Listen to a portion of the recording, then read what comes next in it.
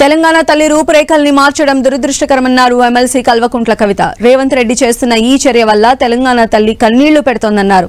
ఉద్యమానికి స్ఫూర్తినిచ్చిన తెలంగాణ తల్లిని సచివాలయం లోపల ఏర్పాటు చేస్తున్నారని విమర్శించారు.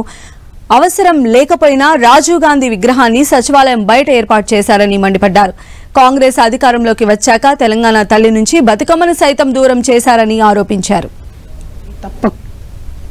నిజంగా ఇవాళ తెలంగాణ తల్లి కన్నీళ్లు పెట్టేటటువంటి రోజు.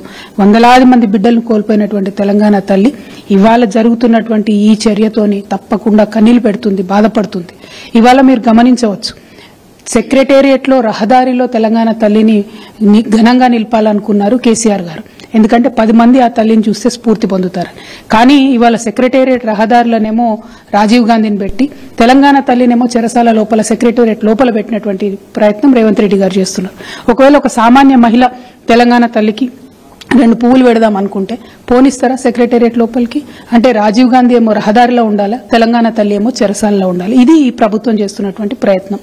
ఇక మూడవది, కేసీఆర్ గారు పెట్టినటువంటి తెలంగాణ తల్లి ప్రభుత్వం వచ్చినాక పెట్టింది కాదు, అధికారంలో ఉన్నప్పుడు పెట్టినట్టు కాదు.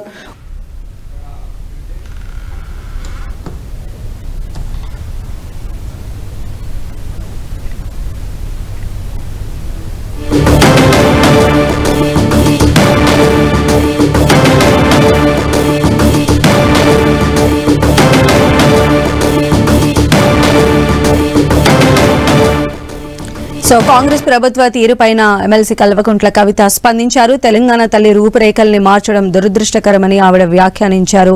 కాంగ్రెస్ చర్యల వల్ల తెలంగాణ తల్లి కన్నీళ్లు పెడుతోందని ఆవిడ వ్యాఖ్యానించారు. తెలంగాణ తల్లి ఉద్యమానికి స్ఫూర్తి, అలాంటి తెలంగాణ తల్లి విగ్రహాన్ని మార్చడం పైన ఆవిడ తొలిసారిగా స్పందించడం కూడా జరిగింది. అయితే తెలంగాణకు తలమానికంగా ఉన్నటువంటి బతుకమ్మను కూడా వేరు చేశారు. సీఎం రేవంత్ రెడ్డి చర్యలు ఇలా ఉంటాయి అని చెప్పి ఆవిడ వ్యాఖ్యానించారు.